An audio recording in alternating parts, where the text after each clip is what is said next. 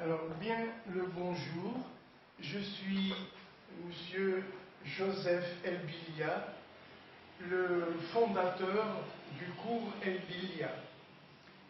Voilà, je vais vous dire en tout honneur ce qui s'est passé depuis que j'ai perdu mon école. Alors, bilan de la présence de M. Moustapha Rabiaï en Andalousie au cours Elbilia de 1990 à ce jour. Voilà. Alors, premièrement, quelles sont les sommes d'argent que j'ai reçues de M. Andalousie, qui était mon directeur adjoint, après 2008, une fois que la vente, entre guillemets, de l'école a été faite. Parce que la vente s'est produite le 29 décembre 1993. Alors, là, je compte l'argent que j'ai reçu, mais seulement après 2008. Depuis le jour de la vente, le 29 décembre 1993, jusqu'en septembre 2008, je n'ai reçu aucun argent. Et je vais expliquer pourquoi. Maintenant, l'argent que j'ai reçu de la part de M.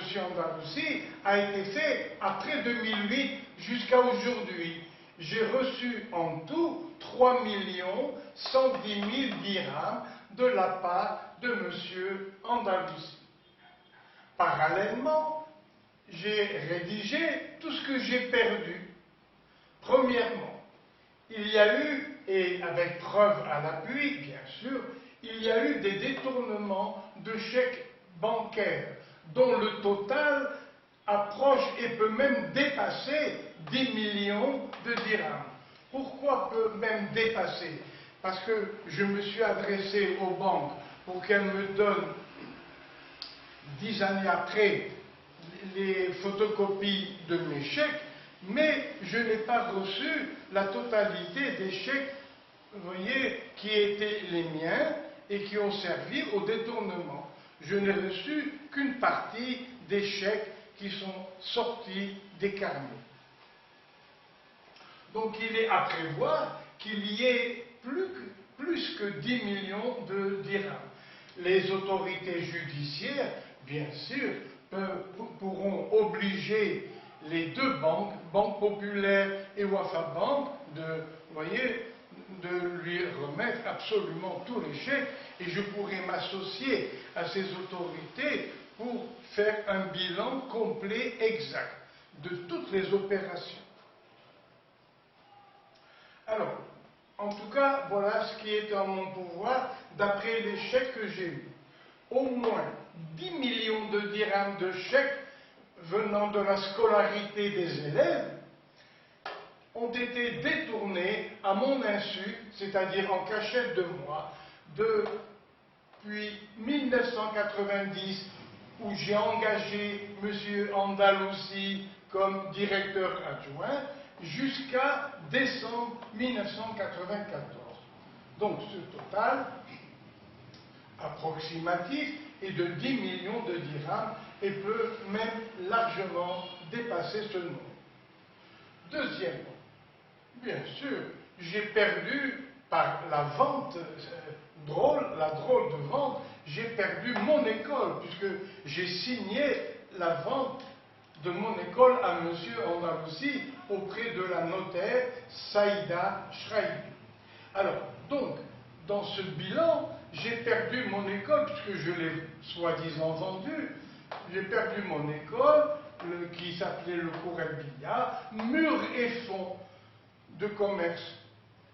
Alors, quand on dit mur, c'est que l'école était construite sur 410 mètres carrés, avec 6 salles de classe, 3 niveaux de hauteur de plancher, le rez-de-chaussée, le premier étage et le deuxième étage. Le fonds de commerce est réalisé par quoi? Eh bien, par mes 30 années d'enseignement, depuis 1990 1964, où j'ai été autorisé à ouvrir l'école par le ministère de l'Éducation nationale, et jusqu'à la fin de l'année 1994, où il y a eu encore des détournements. Bien que la vente ait été faite le 29 décembre 1993, pendant toute l'année qui a suivi, j'ai reçu des sommes d'argent, mais qui ont été aussitôt dilapidées par M. Andalousi.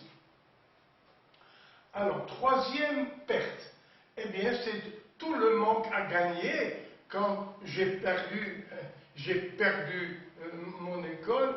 Alors, depuis le 1er janvier 1994, je ne pouvais même plus entrer à l'école. Cela m'était interdit.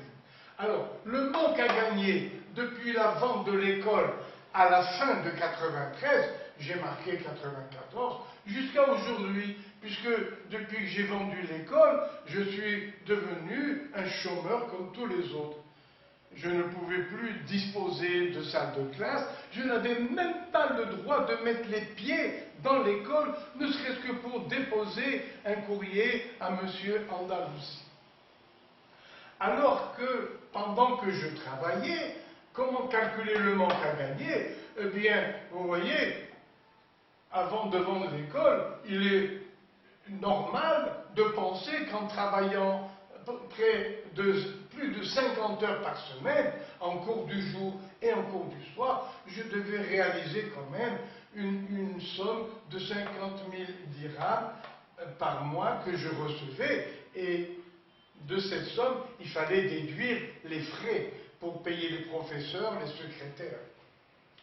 Quatrièmement, qu'est-ce qui m'est arrivé après la vente de l'école et quand je me suis rendu compte que j'ai tout perdu? Eh bien, j'étais anéanti physiquement et moralement. Et cet anéantissement a provoqué une grave dépression nerveuse suivie d'un torticolis spasmodique depuis 1994 et qui ne peut jamais se soigner. En ce moment où je vous parle, il y a eu une petite amélioration. Au début de mon torticolis spasmodique, ça veut dire qu'il y a des spasmes nerveux dans la gorge. J'avais ma tête carrément comme ça. Et dans la rue, j'avais honte. Pour empêcher ma tête de tourner, malgré moi, je mettais mon doigt pour la bloquer un petit peu. Et c'est ce qui a provoqué la torsion de mon doigt au bout d'années et d'années de rotation de ma nuque. Et cette rotation, ces spasmes, ont toujours commencé depuis 1994, dès mon réveil, jusqu'au moment où je m'endormais. Je n'avais de repos que quand j'étais déjà endormi, certainement. Période où je me rendais compte de rien. Mais ces spasmes, je vous dis, étaient là, présents, et ils me faisaient tourner la tête très fort, depuis 1994 à ce jour, sans pouvoir être guérissable. Il est impossible. J'ai d'ailleurs une attestation d'un médecin, bien sûr, de Paris. Je vais la retrouver et la mettre dans mon dossier. Donc, il y a eu mon anéantissement physique et moral qui, dès le début de la vente, m'a provoqué une grave dépression nerveuse, suivie d'un torticolis spasmodique depuis 1994 et qui ne peut jamais se soigner.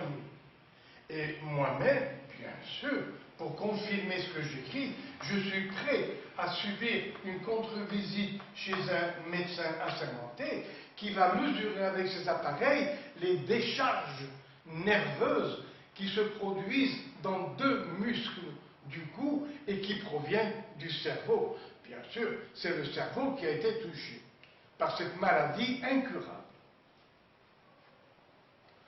Je n'ai reçu aucune somme d'argent, ni pour la vente, le 29 décembre 1993, qui était fixée à 5 millions de dirhams, ni pour les 15 années qui ont suivi jusqu'en septembre 2008.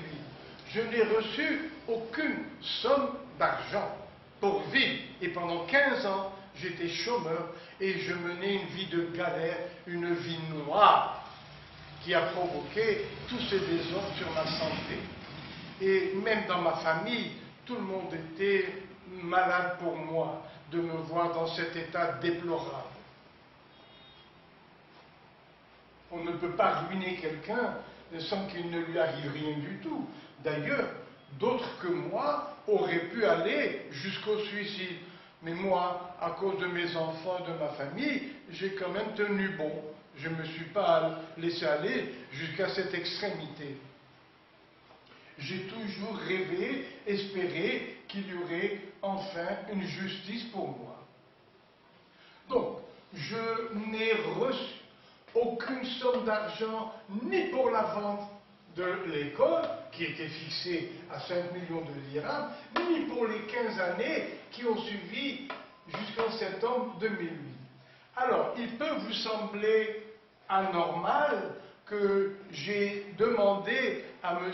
Andalousi seulement 5 millions de dirhams pour lui vendre les murs et le fonds de commerce de l'école. Pourquoi? Parce que pendant les 5 ans, 6 ans qui ont précédé la vente, M.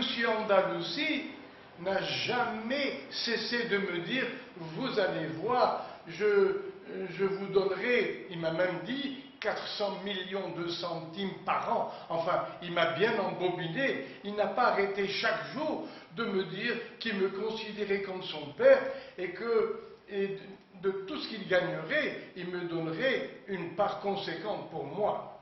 Et je l'ai cru. Voilà ma faute. Alors, c'est pour faciliter l'obtention d'un prêt que M. Andalousi a souscrit auprès d'une banque que j'ai bien voulu dire à la notaire, marquer simplement 5 millions de dirhams au lieu de 40 millions de dirhams que valait l'école à l'époque. Et en effet, en demandant très peu, eh bien, la banque a bien voulu prêter à M. Andalousi 2,5 millions de dirhams. Et au moment de la vente, la notaire, Saïda Shraibi, avait le chèque de la banque de 2,5 millions de dirhams. Mais quelques jours après, ce chèque, elle l'a remis dans les mains de M. Andalousi pour qu'il pour qu'il les dépose lui-même sur ma banque. Et ça ne s'est... Vous voyez, le chèque a bien été déposé sur ma banque, mais le 6 janvier 1994, quelques jours après la banque, j'ai été pendant 3 semaines, 1 mois à Paris, et pendant tout ce mois, M. Andalousi a détourné, vous voyez, la somme du prêt. Quelle est la somme exacte? La notaire a reçu, oui, 2,5 millions de dirhams d'un prêt qui a été accordé à M. Andalousi pour l'aider à payer l'achat. D'accord? Alors, M. Andalousi, la notaire des 2,5 millions de dirhams a prélevé à peu près 300 000 dirhams pour payer les frais des impôts. Ça, on ne peut pas le lui reprocher. Donc, finalement, le montant qui a été versé sur mon compte pendant 1 jour ou 2, pendant quelques jours, c'est 2,5 millions du prêt de la banque, moins les 300 000 dirhams que la notaire a prélevés pour payer les impôts. Mais en les déposant à la banque, M. Andalousi, donc la notaire a fait une faute quand même de remettre à M. Andalousi le chèque qui lui aurait servi, vous voyez, de payer une partie de son achat. Alors, donc, la notaire a remis, c'est fait sur les comptes rendus que j'ai donnés, les 2,5 millions moins les 300 000 versés par M. Andalousi à la banque ont été détournés, vous voyez, en janvier 1994. C'est-à-dire le mois qui a suivi le dépôt de ce chèque sur mon compte, eh bien, il a été servi à M. Andalousi pour me vider cette somme. alors que je me trouvais à Paris. Les tampons sur mon passeport ont bien montré qu'à Orly, j'étais là-bas en France le 6 janvier. Je n'étais pas à Casa, et pendant ce temps, M. Andalussi a vidé ce compte. Et j'ai même trouvé la trace d'un chèque écrit, rédigé par M. Andalussi de 1 million de dirhams en une fois pour vider la différence. Et en plus, à part ça, sur les chèques qui ont été détournés par M. Andalussi, il a attribué 500 000 dirhams à un oncle.